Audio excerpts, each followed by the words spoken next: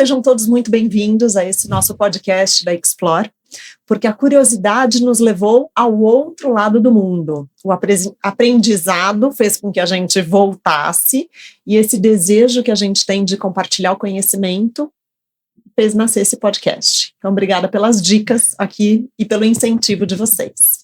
Aqui nós transformamos experiências em conversas sobre o futuro da educação. E o episódio de hoje, ele só vai acontecer porque a gente esteve juntas na Ásia, visitando escolas, universidades, centros de pesquisa. Nós compreendemos a importância do papel humano e da educação em um mundo cada vez mais tecnológico. Então, eu recebo hoje 4 mulheres, exemplos incríveis e muito especiais que acompanhou a gente na missão Explore Ásia. Sandra Toledo, do Colégio Santa Úrsula, Esther Carvalho, do Colégio Rio Branco, Juliana Fornari, da Unianchieta, Juliana Storniolo, da Forci Bilingual Academy. Muito bem? E o nosso tema de hoje vai ser o fator humano e a cura, a saúde mental na era dos algoritmos. E esse nosso episódio foi focado justamente no papel humano da educação nesse mundo cada vez mais tecnológico. E eu começo esse nosso encontro perguntando: qual foi o momento mais humano da viagem? Bom, eu posso dizer que vários momentos a gente percebeu isso. Inclusive a gente percebeu, depois eu fui ler de tudo que a gente viu, porque ficou muito claro esse cuidado com a saúde mental nas escolas e universidades, que a China acho que foi o primeiro país a decretar o vício em telas, né, como uma questão de saúde pública. Mas eu diria que o momento em grupo, o momento que a gente se encontrou, eu acho que até antes de a gente viajar, todas as reuniões, todo o preparo, isso fez com que a gente se aproximasse muito e que a gente conseguisse trocar e conhecer as pessoas. Então, se eu fosse escolher um momento, seria todo esse momento que a gente teve juntos, né? Somos as mulheres aqui, mas passamos juntos. Eu não saberia dizer qual foi o momento mais humano assim, da viagem, mas eu acho que algumas das visitas que fizemos me surpreendeu justamente por esse lado mais humano. A gente foi pensando muito na tecnologia, a gente foi pensando muito na inteligência artificial e a gente se deparou com alguns espaços onde o que mais contava era o humano. Então, não foi necessariamente um fator específico, mas foram algumas das visitas que me fizeram olhar dessa forma. Isso. Pensando um pouco no raciocínio da Ju, eu acho que durante todo esse caminho que nós fizemos juntos, nós fizemos um exercício bastante difícil e complexo, mas muito agradável, que era a tentativa de ler aquele contexto de uma forma um pouco mais isenta. Porque a gente está num contexto cultural tão diferente, tão diverso do nosso, e a gente frequentemente debatia, mas espera aí, o que era isso aqui? Como é que isso funciona nesse lugar? O que isso tem a ver com aquilo que a gente conhece? De uma maneira informal, mas esse é um exercício muito importante de empatia, de você tentar, que é bastante complexo, olhar uma realidade um pouco mais além da sua lente, né? E o tempo todo a gente fazia esse exercício, naquelas conversas no ônibus, entre uma visita e outra, o que isso significa, o que significa nesse lugar, e isso foi uma coisa que me marcou bastante, me fez pensar bastante sobre a nossa experiência. Acho que realmente falar de um momento difícil, né, como a Sandra comentou, o grupo, sem dúvida, acho que só como nós saímos de lá já é muito humano, né, porque saímos trocando bastante coisa. Eu fiquei pensando que várias experiências trouxeram o humano. Uma das que eu gostaria de partilhar foi quando a gente foi visitar a Dandelion, que me chamou a atenção, a escola Dandelion, porque o que me chamou a atenção, primeiro, era uma escola de imigrantes, né, de filhos de imigrantes, então aquilo já foi uma cultura diferente, pessoas cuidando das crianças, porque eu me lembro bem que foi assim, se as crianças não viessem com os pais, elas teriam que ficar, né, não teriam onde estudar, então teriam que ficar na cidade onde elas estavam, então foi criada essa escola. E o carinho que o diretor, a coordenadora, as pessoas falavam, tanto sobre o trabalho deles, sobre o que eles fazem para desenvolver as crianças, e as crianças passam lá, elas dormem lá, né, passam lá a semana toda. Então, todo o cuidado com cada detalhe, nós saímos de lá emocionados, né? Nós todos assim, a gente olhava e falava assim, nossa, que gostoso vê-los falar sobre essas crianças, sobre o trabalho deles. E falou-se de tecnologia, sim, mas como a Sandra trouxe, a gente foi lá procurando muita tecnologia e encontramos muita preocupação com o ser humano, o que me surpreendeu também. Interessante, Ju. Eu lembro que o voluntário, né, ali da escola, ele falava sobre a metodologia de healing, né, de cura, e eu fiquei muito curiosa, e só no final que caiu a ficha, né. Sandra, você quer falar um pouquinho mais sobre essa experiência? A gente, né, falou de algumas escolas que a gente visitou, e qual é exatamente esse papel, talvez dessa escola específica, ou talvez de alguma outra, nesse mundo tão obcecado, né, por desempenho e tecnologia, o que mais que a gente viu?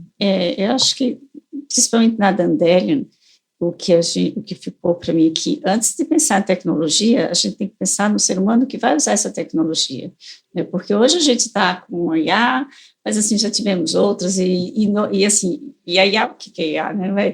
Vai se multiplicar em muitos agentes aí para a gente. Estamos só começando, estamos só iniciando aí o uso dessa IA na vida de cada um de nós, e isso vai se intensificar muito. Então, quem é esse humano que vai usar e quais são os valores, qual é a ética, como é que está se construindo essa pessoa que vai usar isso? Então, essa preocupação a gente viu não só na Dandelion, mas em muitas escolas, e isso eu acho que me deixou bastante reflexiva, né? Então, e aí trazendo para o meu mundinho, né, também o que é que eu faço também, pensando na formação realmente desse ser humano que vai estar usando essa tecnologia e outras futuras tecnologias que vão vir. Exato. E aí a gente fala de tecnologia e a gente até teve uma série de conversas, né, sobre utilização de telas, né, quais são os limites, uma série de debates intensos, inclusive dentro do ônibus, né, Esther, como você comentou. E o que você acredita sobre esse espaço na escola? Será que a escola é o local onde deve-se ter uma desintoxicação de telas, ou talvez é um papel de orientar, educar, oferecer limites, né? Qual a forma de se conviver de uma maneira saudável com a tecnologia? Eu acho que esse é um exercício contínuo da gente entender que a escola é um espaço de muitas aprendizagens, né? E uma das mais importantes é aprender a conviver, né?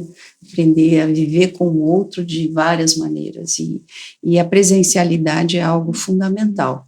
Ao mesmo tempo, pensando na perspectiva pedagógica, é muito importante você ter também à sua disposição tecnologia. Então, a famosa palavra equilíbrio, né, é um lugar que tem que ser levado em conta e a sério, em especial para nós adultos, porque a criança, a gente está vivendo um mundo que é reflexo do nosso mundo, que nós construímos, né? E até esse saudosismo no meu tempo, não existe o meu tempo é esse, e as crianças jovens estão vivendo o mundo que nós construímos para eles. Então, a escola é um espaço em que sim, você tem que ter a desintoxicação e tem que desenvolver coisas diferentes, várias linguagens, e estimular, acima de tudo, os valores humanos, o que nos torna humano e o que torna a escola tão essencial. Caso contrário, qualquer coisa pode ser substituída por tecnologia, e a escola é um lugar que não consigo pensar de outra forma, ainda é um lugar em que você tem gente formando gente, ponto, e o resto vem junto. Então, eu acho que não dá para separar, né? Vou chamar o Meira aqui, né? Uhum. A gente está vivendo um mundo digital, onde você tem o físico, o digital e o social, não são coisas separadas, é todo um contexto novo para nós, e a gente tem que viver isso e pensar como é que a gente forma pessoas mais fortes, mais potentes, mais éticas, mais comprometidas, nesse contexto que a gente tem. Então, acho que não basta tirar, você também tem que preparar para viver esse mundo com tecnologia. E alguém tem algum exemplo que poderia trazer Na verdade, antes do exemplo, eu queria adicionar um pouco ao que a Esther falou, como a própria fala dela hoje para nós, assim, a Esther tem uma fala que é a família forma o filho e a escola forma o aluno e juntos formamos o coletivo, certo? Essa é a sua fala. E eu acho interessante porque, então sim, a escola tem um papel. E a família tem um papel.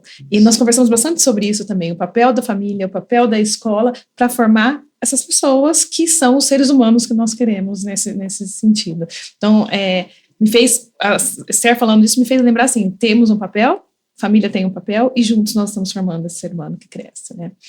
Mas um exemplo do quê? Que você Exatamente da utilização de celular, porque de uma certa forma a gente foi até a Ásia, a gente visitou Coreia, Pequim, Shenzhen, Hong Kong, e de uma certa forma a gente se surpreendeu com a baixa utilização, talvez, de tecnologia naqueles ambientes, né? E algumas escolas sendo muito enfáticas. Né? O celular ficava na porta da escola, não entrava. Exatamente. Na escola. Mas o que eu achei muito interessante, que a gente viu em todos os lugares, eu ia falar também dessa questão da Adélia do celular, porque eu acho que é um momento que ele recebe as crianças ali, que ele precisa curar, né?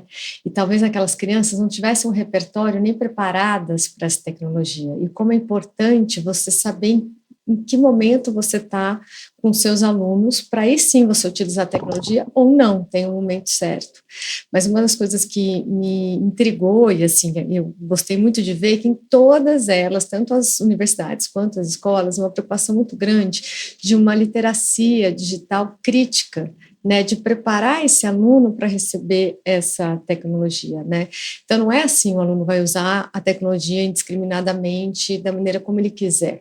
Né, existe um preparo para dizer de onde que veio essa tecnologia, a serviço de quem ela está, de que empresa ela é, como que funciona esse banco de dados, e aí eu achei muito interessante que eles têm essa utilização. Eles tentam fazer isso já no ensino infantil, mas obviamente de uma maneira mais lúdica e com cuidados, né, mas que isso já começa, então eles começam com essa cultura digital, uma cultura essa que a gente ouviu bastante a Esther já falar para a gente, quer dizer, mas muito cuidadosa, né, procurando desenvolver o pensamento crítico, né, para que essa criança ou esse jovem tenha um repertório para usar e não use apenas só na diversão ou para copiar e colar uma tarefa, mas sim para realmente aprender com a tecnologia. E eu fiquei inquieta com algumas coisas lá, né, gente? A gente conversou bastante. Conta pra gente. Em alguns momentos, eu vi algumas aplicações de IA bastante complexas. É claro que você está ouvindo um recorte, uma narrativa, então fica até injusto você avaliar uma proposta pedagógica que foi feita e implementada, mas aquela do 4º ano, né, numa das escolas em que as famílias trabalham muito. Na Moonshot. E as famílias trabalham muito e as crianças, então, resolveram utilizar a inteligência artificial para registrar as coisas que elas viviam no dia a dia para uma hora conversar com os pais ou apresentar para os pais. Em alguns momentos eu até achei que meu inglês estava falhando, né? Eu falei, mas será que é isso mesmo? E isso me inquietou muito, né, porque tudo bem, é um fato que as famílias têm esse contexto, essa dificuldade. Algo paralelo são os brinquedos com inteligência artificial embarcada, o lançamento do próximo, que foi agora em julho, que são os Companions, né, então, assim, alguns aspectos dessa utilização me deixaram muito inquietas, né, porque eu acho que a gente não consegue prever as consequências dessas coisas. Parece importante, naquele momento, resolve um problema, mas será que é esse o caminho? Aí você fala, puxa, as crianças não tinham com quem falar, então elas estão falando, estão se comunicando, estão registrando com a IA, é isso, né, então... eu não fiquei tão tranquila, eu senti um filtro diferente para usar. Para uma cultura latina, inconcebível, né? Mas, por outro lado, exatamente, na Moonshot, que é uma escola com foco internacional e provavelmente de os alta pais tecnologia. trabalham muito e com alta renda, Isso. então realmente já estão experimentando o diário, né, digital, o diário de inteligência artificial para se comunicar com os pais. Aí você trouxe aqui também a Tal Education, que é uma empresa de tecnologia, Sim. desenvolvendo as companhias, né, os bichinhos que conversam para a companhia e ajuda ao estudo, mas eventualmente também com um estímulo de incentivo de uma segunda língua, uma terceira língua. Pois é. Por outro lado, nós também fomos em escolas de bairro, onde mães e pais, eu só vi mães, tá, gente? Eu não sei se vocês viram pais, levando o almoço para aquelas crianças quentinho. Sim. Né, que eu acho que esses são os contrapontos Sim. que chamaram muita atenção, né? Sim. Ou as caixas de celular que você não pode ter. Que mais que vocês viram? Porque eu venho, né, trazendo aqui alguns contrapontos que Sim. são intrigantes. Então, e a gente também ouve muito falar sobre, assim, pessoas que são muito voltadas da tecnologia, no Vale do Silício, por exemplo, seus filhos não estudam em escolas com muitas tecnologias. Né? Sim. E aí você vê naquela escola que eu agora não vou me lembrar o nome, que tinha aquela senhora que apresentou para a gente, que foi uma das Lá em poucas. Hong Kong. Lá em Hong Kong, não, É que os nomes são difíceis, São né? difíceis. É. Mas era aquela escola que tem as crianças os construíram, pilares de, inclusive, espiritualidade. Isso. Não E aí, lembro o nome. naquela escola, tinha alguma coisa com Tree, eu acho no nome dela, eles trabalhavam muito assim com trabalhos manuais, trabalhos de criatividade, você vê que era bem o oposto Tinha horta, da tecnologia, né? Exatamente. Então, assim, eles cultivavam muito essas outras habilidades que não tem nada a ver com a tecnologia, né? A escola trabalha com crianças menores, acho que o equivalente ao nosso fundamental, anos iniciais, e essa preocupação em trabalhar com o artesanato, com a criatividade, e isso é uma realidade que a gente vê muito. Quem tem a tecnologia não quer necessariamente que seu filho viva só nesse mundo da tecnologia. Sim. E ela falou bastante disso, né? Lá, Eu fiz, desculpa cortar, aquele prédio vizinho escola era um prédio do governo com pessoas que trabalhavam com tecnologia, né? E a maioria dos filhos desse pessoal estudava nessa escola que não tinha muita tecnologia, né? O que eu ia falar é exatamente isso. Foi uma coisa que nos surpreendeu, né? Acho que isso sim. E que eu fiquei olhando e algumas coisas que me inquietaram, mas também me fizeram entender, olhar de um outro jeito, assim, não é a tecnologia, mas é o propósito da escola, é a visão da escola. No fim, o foco é como essa escola entende que essa criança, esse adolescente aprende e o que é relevante, quais são os valores. Porque por todas as escolas que a gente passou, o modo que a tecnologia era usado estava relacionado ao modo que a escola pensava o ser humano. Sim. Né? Claro, envolvendo a família, e aí como cada um usava em relação a isso.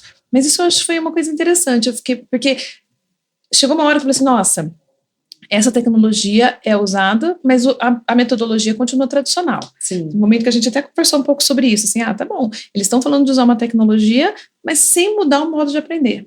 Aí a gente foi em algumas escolas que a gente falou, não, mas aqui eles, a própria Moonshot, eles usam para desenvolver projetos, é um modo diferente de aprender que não é o parar e ficar ouvindo e reproduzindo provas.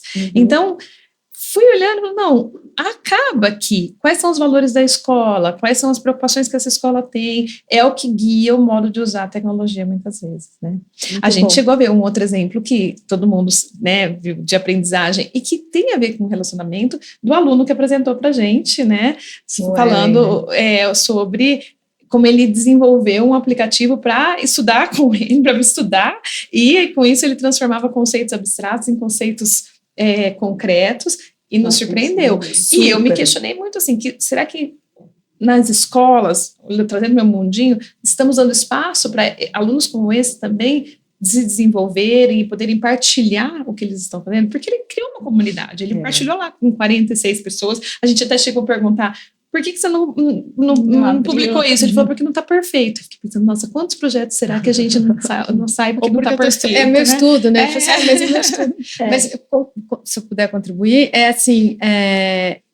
existe também um pano de fundo que a China publicou um documento que estabeleceu-se que todas as escolas iriam usar a inteligência artificial, que assim, o foco agora é a educação, e na educação a inteligência artificial, porque eles entendem que no mercado de trabalho isso vai ser usado. Então, o que a gente viu lá?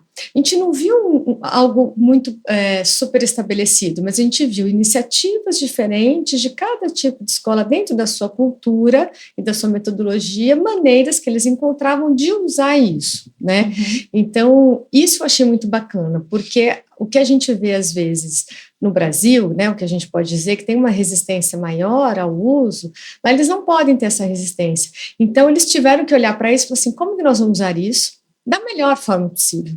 Né, pensando nessa preocupação com o ser humano, com as telas. Então, assim, eu imagino que a preocupação deles com o ser humano e saúde mental é tão grande que eles passaram pelos jovens super viciados em telas, né, que a gente não entende essa realidade aqui. E eles precisaram parar e olhar para as crianças e para os jovens e cuidar desses jovens que não saíam das telas. Então, eu achei isso muito interessante, que na hora que eles tiveram que examinar, eles tiveram que olhar o ser humano para dentro e cuidar dele. Né? E eu acho que tem uma filosofia, né, muito intrínseca no mundo asiático que contribui para isso, né, para esse olhar do humano. Mas eu queria voltar um pouco, a Ju aqui trouxe sobre aquele aluno que talvez é um pouco fora da casinha também, né, muito inteligente, e ele personalizou a própria aprendizagem. E aí, consequentemente, olhando para esse foco do governo de vamos sim investir em tecnologia, inteligência artificial, e às vezes até muito cedo, né, em algumas escolas, eu queria trazer exatamente para você, Ju, que recebe depois esses alunos no ensino superior, né? Você acha que essa introdução muito antecipada de tecnologia, IA, né, na infância, isso pode ser promissor, né? Isso é um risco, e o que precisa estar presente no início, né, da vida escolar para que a tecnologia realmente forme pessoas e não apenas usuários de tecnologia. Exato.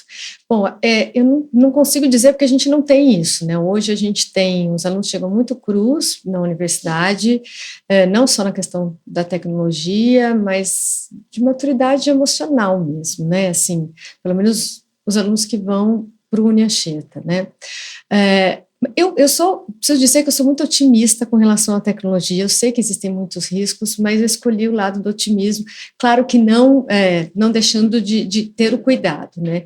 Eu acho muito benéfico, porque o que acontece é que a gente tem hoje no Brasil, é claro que isso está se modificando, apenas um usuário, né? Então, como muitas coisas são proibidas dentro das escolas, no nosso cenário político brasileiro, as crianças não têm repertório. Então, quando elas vão usar isso, elas não vão usar com a escola mediando, o professor mediando e suprindo essas necessidades. É claro que a gente tem escolas e escolas, tem escolas que já têm essa iniciativa, que fazem isso muito bem, mas a gente sabe que a grande maioria não. Então, eu vejo com bons olhos. Eu acho que você vir com uma certa cultura, com esse letramento crítico, a criança já sabendo utilizar, o jovem já entendendo que aquilo é uma ferramenta, e uma ferramenta para ele aprender melhor, e não uma ferramenta para substituí-lo no trabalho, no dever, né, mas para que ele possa usar aquilo para ir além do que ele iria dentro da educação, se não houvesse a inteligência artificial, que é o caso desse aluno, quer dizer, ele foi para além do que ele poderia aprender, porque ele tinha ali recursos, claro, é um menino extraordinário, mas ele conseguiu ir para além da escola. É isso que eu penso da inteligência artificial, eu acho que ela pode nos levar para além. E aí eu achei fantástico o que a Lígia colocou, diferencia uma pessoa que vai aprender com a tecnologia com uma pessoa que é apenas um usuário, né? E a gente tem essa preocupação, eu acho que é interessante, todo mundo aqui muito de escola, mas a gente como ensino superior, a gente tem uma preocupação muito grande, porque anualmente a gente forma profissionais que vão para o mercado de trabalho, e profissionais esses que vão atuar num mercado completamente modificado, né? Assim, com a presença da inteligência artificial, com a presença de tecnologia, e a gente tem essa certa urgência de prepará-los para isso, né? Então, se viessem com esse letramento crítico, com essa questão de entender como aquilo funciona, seria muito... nós teríamos mais tempo de nos aprofundar criticamente nas situações da profissão dele, da área dele.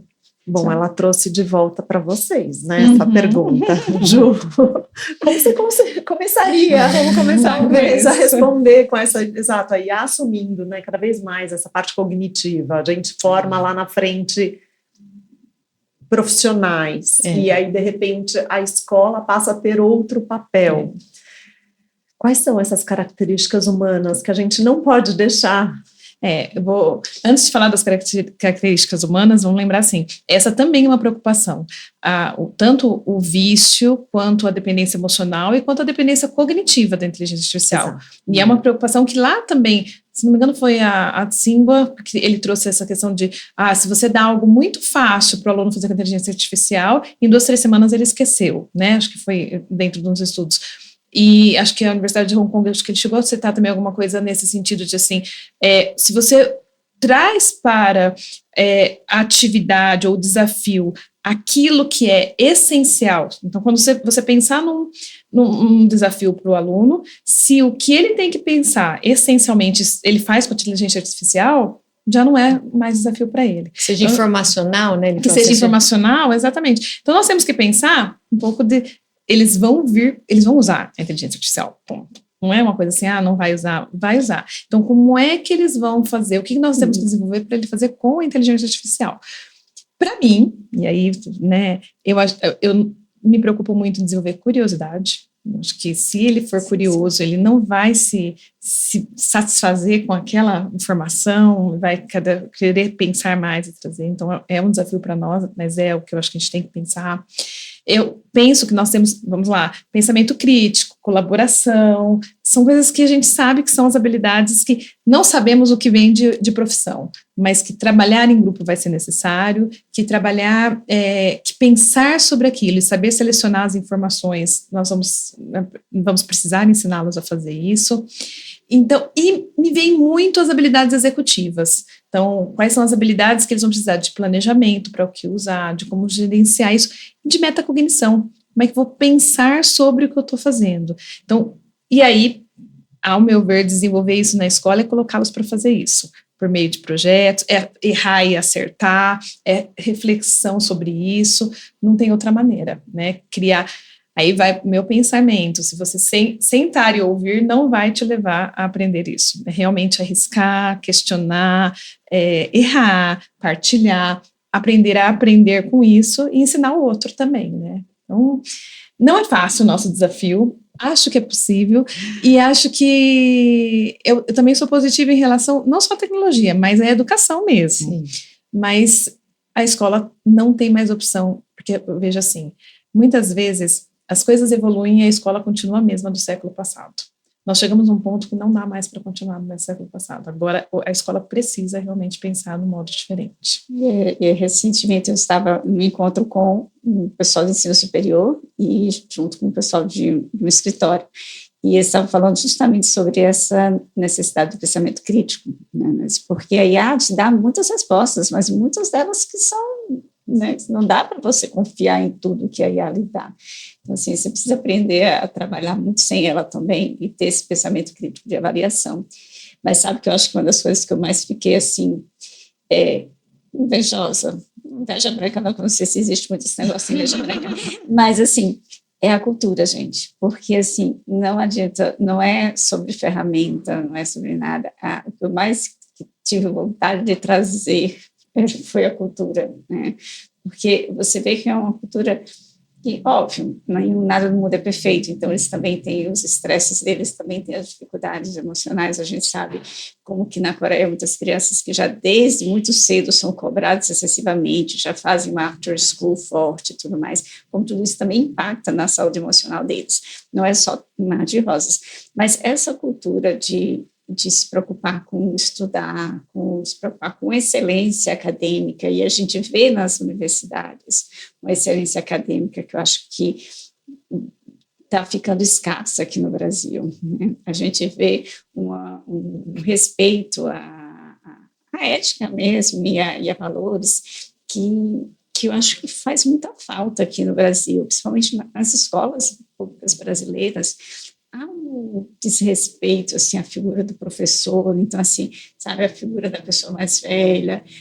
Então, são esses valores que tem na sociedade que eu tenho vontade de botar na caixinha e trazer de volta. Que são pilares da cultura deles, né? Muito mais do que... Eu não restringiria a escola pública, né? Sim. Porque eu acho que a gente está vivendo uma crise de autoridade em todos os sentidos e que, dentro da perspectiva de educação básica, né, as crianças e jovens estão sendo formados de uma maneira em que a autoridade não existe, a autoridade adulta não existe.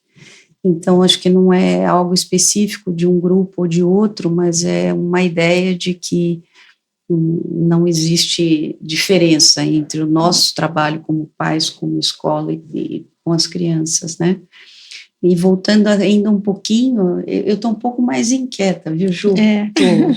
Porque eu acho que, assim, todos nós vivemos um processo de desenvolvimento e de formação com todos os problemas que nos deu repertório, nos deu capacidades de raciocinar, de refletir, de criticar, que estão ligadas a um modelo que não vai existir mais e já deveria ter sido mudado, mas a questão é, será substituído pelo quê? E que ninguém sabe, né? E o meu grande receio é a disseminação da mediocridade em massa em cima de algoritmos e de uma estrutura de poder que a gente sequer consegue imaginar. Então, quando a gente fala uma brincadeira, um brinquedo com uma companhia, com IA, ela tem algoritmos, ela tem vieses, ela tem preconceitos.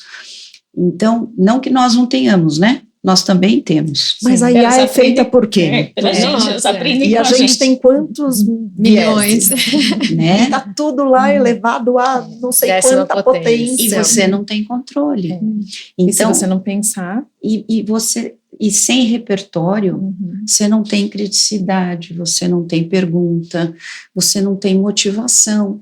Acho que até a curiosidade.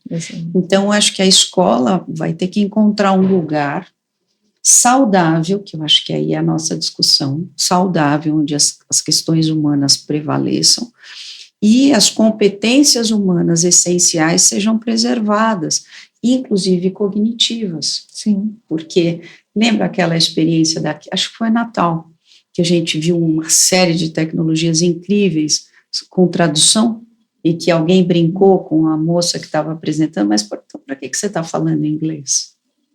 E a resposta foi muito interessante, porque ela falou, não, a gente está desenvolvendo tecnologia, mas é diferente. Por quê? Porque aquilo é dela. É o contato humano, né? É dela. Né? Então, eu acho que, assim, voltando ainda um pouco para aquele aluno, eu fiquei também pensando na cura. Do que se trata esse aluno? Né? Um jovem com uma capacidade cognitiva excepcional, com comportamentos que podem sinalizar algumas especificidades que a gente não tem a menor condição de avaliar dessa forma, mas a gente que tem um pouco de experiência, você bate o olho, você fala, tem alguma coisa diferente aqui. Que ele mesmo se apresentou com dificuldades de se comunicar verbalmente. Isso, enfim, aquelas coisas que você olha e fala assim, tem coisas diferentes aqui, né? E que ali, com o trabalho e a capacidade dele e os caminhos que ele percorreu, não sei se com alguma mentoria ou não, porque pode ser que ele tenha tido pessoas que o ajude a encontrar esse caminho, ele encontrou um lugar que provavelmente numa escola regular ele não teria espaço. Então, nesse aspecto, eu acho que a tecnologia foi um espaço de cura ou de caminho. Certamente não limitado àquilo, porque ele tem que viver um mundo físico cotidiano diferente, mas ele de verdade, primeiro com brilhantismo, né? Ele criou caminhos de utilização da IA que aí me deu muita esperança. Falei, nossa, isso aqui é fantástico. Mas mais do que tudo, olhando ele encontrou um lugar. E aí é o inverso, é o humano encontrando um lugar na tecnologia. Isso também é um espaço de cura. Então eu fiquei pensando um pouco nisso que você... Ele tem, desculpa, Ju, ele tem uma fala, que, gente, eu fiquei vendo essas transcrições muitas vezes, e ele tem uma fala assim, eu sei quando ela erra. Quando a IA erra. Né? Eu sei quando ela erra. Eu consigo identificar. Mas olha o sentimento de que eu importo para isso. Eu fiz muita conexão com a Jennifer Wallace, do livro Mattering, que eu assisti também na XSW, e ela fala sobre o Mattering, né, importar-se. E aí, por isso que a gente tem muita nostalgia, às vezes, na minha época e tudo mais. Isso tem muito a ver, porque aquilo, eu me sentia que aquilo importava para mim. E a necessidade que o ser humano tem de importar para um grupo, de ter importância em um grupo, de se sentir que o trabalho dele faz diferença para aquela comunidade, para aquela situação. Então, realmente, isso é algo que nós vamos precisar cultivar, porque nós, como seres humanos, precisamos disso. A partir do momento em que ele fala, eu percebo que ela erra, ou ele encontra o espaço dele, o espaço de pertencimento naquela comunidade, e que ele faz diferença nisso também. Se eu pudesse colocar uma outra questão que eu achei muito brilhante, foi o seguinte: eles passaram por eu tive essa impressão, eles passaram pela fase que a IA substituía o pensamento cognitivo. Eles entenderam isso. Não, se a gente usar assim, eu não vou ter estresse cognitivo, eu não vou ter aprendizagem, não vai funcionar. E aí que eu acho, até porque eles têm esse documento do governo que precisa usar IA, eles já encontraram outra maneira de usar. Então eu achei muito interessante o agente socrático, que é o agente de IA que não responde diretamente ao aluno, que vai questionando o aluno ali, vai levando ele para um pensamento, para uma trilha de pensamento, para que o aluno chegue à conclusão sozinho, ou enfim, eventualmente lá no final ele acaba respondendo. Isso eu achei bastante interessante, que eu não tinha visto aqui no Brasil, pelo menos eu não, exemplos como esse. Eu fui achando que eu ia encontrar lugares, escolas assim, com currículos de IA já bem desenhados e bem estabelecidos, e assim, e eu acho que não é isso, eu acho que eles vão usando de forma muito mais orgânica e dentro do que faz sentido para aquele professor, para aquele momento, ensinando primeiramente, eu acho que a ética do que era usar um IA, de como que usar um IA, mas a maneira de usar é muito mais... não é uma disciplina. Sim, e às vezes eu vejo no Brasil, lugar tal está colocando o IA, disciplina de IA. Não é bem por aí. Se não foi isso que a gente viu, eu acho que fez mais sentido para mim, que a gente viu ser algo que está naturalmente aí entrando no dia a dia da rotina dos professores, dos alunos, como uma ferramenta a mais na vida, né? Não é nada que dizer, tá lá para facilitar, está lá para que você possa viver melhor, fazer melhor, né? Expandir, ser mais potente. Eu acho que é uma palavra que casa bem com as ferramentas de IA. Acho que todo mundo se sente mais potente quando você está usando esses agentes, mas sem ter que ser um momento estanque para isso, né? E meninas, se quiser complementar, mas eu já vou pedir para a gente começar a encerrar e trazendo essa mensagem final do que ficou, né? A gente foi lá para buscar a IA e talvez a gente voltou com esse olhar de muito mais humano do que a gente esperava. Então, qual é essa mensagem, ou talvez o que vocês voltaram validando uma tese de o que é inegociável e eu vou seguir, né, do que eu já estou praticando, ou talvez me ligou um alerta para talvez fazer com que o meu pensamento e um modelo novo seja testado dentro dos ambientes onde a gente está. Eu me preocupo muito com as crianças e os jovens sem repertório, usando inteligência artificial e tecnologia em casa, muitas vezes sem a supervisão dos pais, sendo que isso, de alguma maneira, foi proibido dentro das escolas.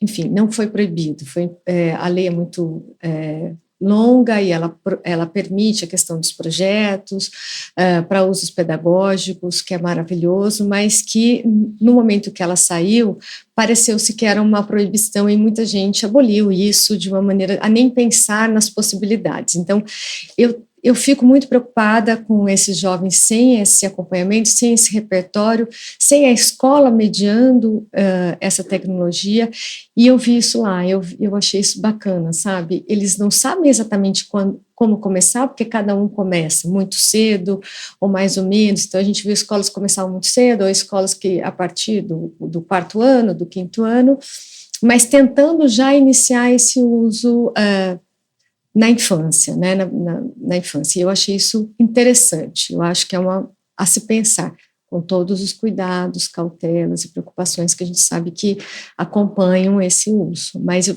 tenho muito medo daquele pai que não deixa o filho levar o celular na escola, adora isso, cobra da escola que não fica com o celular, mas o filho entrou no quarto, ele está sozinho com o celular. E que às vezes até começa a criticar qualquer tipo de uso de tela na escola, né? E aí, quem vai ensinar esse jovem a usar uma inteligência artificial?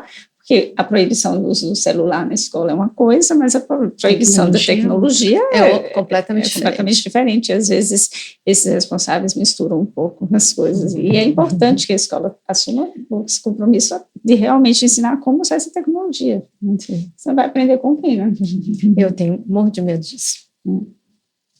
É uma sensação que me vem uma palavra, né? Uma frase, não tem bala de prata, né? E que bom, porque havia uma expectativa de algo já mais pronto, mais...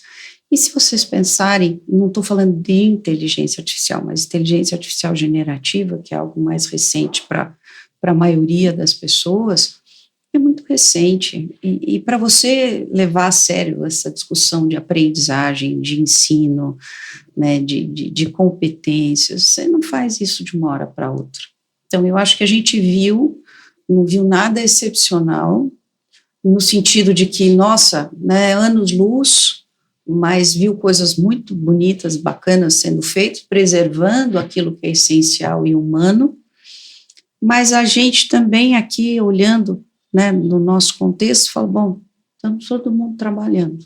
E essa experiência nos inspira a pensar possibilidades. Talvez algo que ficou seja sistematizar mais essa intencionalidade, que é algo que a gente já viu, inclusive em Hong Kong, numa perspectiva de política pública mais estruturada. E eu diria, sabe, inclusive trazendo a família para isso, porque é uma preocupação que a gente viu em algumas escolas, de fazer com que as famílias compreendam também esse processo. A sua responsabilidade, né? Eu senti algo semelhante, assim, que eu ia até complementar a fala da Sandra. Fui com a expectativa de que tinha algo mais pronto, vamos dizer assim, eu vou chegar lá e é assim que eles fazem. E me deu a impressão, como é algo que é muito rápido, tem sido muito rápido, eles são um pouco como nós, assim, não sabemos exatamente que mudança é essa que a educação tem que fazer, então estamos trazendo para o propósito que a escola tem, mas até muitas vezes nós perguntamos, alguém perguntou assim, e que você tem dados sobre isso? Não tem, porque não deu tempo ainda de ter dados sobre como isso acontece. Então, é uma coisa que o mundo está tentando entender o que fazer e como fazer, inclusive eles. Não acho que eles têm a resposta pronta para isso mesmo. E às vezes eu fui um pouco assim, vai ter mais ou menos, vai ser assim. Todo mundo, era, né? E trago essa questão do propósito da escola, né? No fim, o que muitas escolas falaram e o que a escola forma o ser humano. Não é a IA, não é isso, é o ser humano. E que ser humano nós queremos formar nessa sociedade que a gente está vivendo e vai viver. É isso que eu trago pensando. E eu acho que eu adicionaria aqui que ser humano a gente deseja formar compreendendo que eles vêm numa geração completamente diferente de nós que estamos, talvez, direcionando a educação para eles. Então, a gente está falando de uma geração alfa que já nasceu digital, que já nasceu com o IA. E a gente, de uma certa forma, está indo até a China, até a Coreia, até outros lugares para aprender e, inclusive, fazer uma mudança de mindset, de modelos de estrutura de pensamento que a gente se esforça para isso e eles já vêm embarcado com isso. Então, é um exercício, e aí é um pouco da minha perspectiva e do meu olhar, da nossa humildade também, Sim, de pôr esse indivíduo, esses alunos, né, no centro, escutá-los, colocar a família, mas a gente também olhar para os nossos professores que estão sofrendo com isso, e algo que está sendo construído. Então, é uma visão que precisa ser, né, orgânica e essa humildade da gente remodelar o tempo inteiro. Então, isso foi um pouco do meu aprendizado, como eu já tive 2 vezes, né, acompanhando 2 missões, existem mudanças sutis, tanto da tecnologia, quanto da nossa percepção de o que por exemplo, essa missão, essa parte da humanização foi muito mais intensa do que em outubro de 2025, quando a gente esteve lá, que estavam falando de algumas tecnologias, né, que estavam emergindo, tecnologias que eram inovadoras. Então, na própria a Flytech, a gente foi lá e a gente viu sobre o fone de ouvido tradutor. Esse ano já tem a lente tradutora. Então, você fala, poxa, menos de 6 meses, a tecnologia ela vai avançando muito rapidamente, e eu acho que por isso que talvez a gente ouviu tanto sobre o cuidado com a preservação das habilidades do desenvolvimento do humano da maneira como ele é. Isso mostra o poder de resposta deles, como é rápido, né? Eles percebem, eles já mudam, que às vezes eu percebo que a gente tem não uma lentidão, mas a gente tem mais medo de errar e talvez a gente corrija com um pouco mais de cautela. Eles talvez tenham menos medo de errar, mas eles já vão mudando as percepções deles. Ju, eu acho que é muito... Lembra a discussão hoje sobre cultura? Tem muito a ver com isso. É a ideia de muitos anos de investimento em tecnologia, naquela ideia do ecossistema. Então, é escola, é indústria, é sociedade, é mais do que... Não é uma rapidez, é algo que se realiza porque tem muito tempo em que ciência e tecnologia está sendo fomentada naquele país, né? Essa é algo que ficou muito tangível para a gente. Existe um projeto, né, de médio e longo prazo de um país, então você vê que a faculdade conversa com o centro de pesquisa, que conversa com a indústria, que conversa com a escola, que conversa com a comunidade, então assim, há muito mais essa preocupação e uma visão de futuro ali daquele país. Então, isso a gente sente falta. Isso é muito claro, né? Vou pedir palavra final. Palavra final aqui do que talvez ficou ou o que é inegociável, né? O que a gente precisa seguir de maneira para que a gente possa encerrar esse nosso encontro, infelizmente, né? Eu acho que para mim a palavra final é não ter medo, não ter receio, e enfrentar e fazer, e trazer para dentro da escola. A gente vai errar e vai ajustar e vai trazer, mas não ficar esperando que esteja tudo prontinho ali, não ficar esperando esse currículo, entre aspas, esperar esse momento, esperar o profissional que tenha, não, é ir plantando as sementinhas e em frente, porque não tem como, os nossos alunos estão usando o IA, né? Todo mundo já está usando o IA de alguma forma. Talvez de uma forma ainda muito embrionária, talvez ainda de uma forma assim, muito pouco com pouco do potencial que ela tem, mas já estão se usando. Não adianta a gente querer mascarar e dizer, nossa, isso não existe. Então, trazer isso para dentro e encarar, porque é um desafio, porque sempre a gente se perguntava, né? Mas e o aluno, ele não vai então só pegar as respostas na IA, ele não vai só, agora, como é que ele vai ficar cognitivamente? Ele vai ficar preguiçoso, ele vai ficar acomodado, né, com a IA, porque tem essa facilidade. Não, aí a gente vai ter que ir ajustando, mas a gente não tem como não trazer para a escola. Vou falar 3 palavras: pensamento crítico e propósito. Para desenvolver, são só as palavras. Só as palavras. Eu acho que a gente tem bastante lição de casa para fazer, né? Sem perder o eixo do que importa, né, e trazer essa tecnologia, ou na verdade não é tecnologia, trazer esse contexto de uma maneira mais intencional para dentro da escola e construir, porque vamos aprender fazendo, não vai ter outro jeito. Eu falo sobre cultura, acho que a palavra é cultura de pensamento, né? Que cultura nós queremos desenvolver? De pensamento, de questionamento, então eu saio com questionamento, pensamento, cultura que nós queremos desenvolver, pensando nisso. E coragem. E a sua, Liz?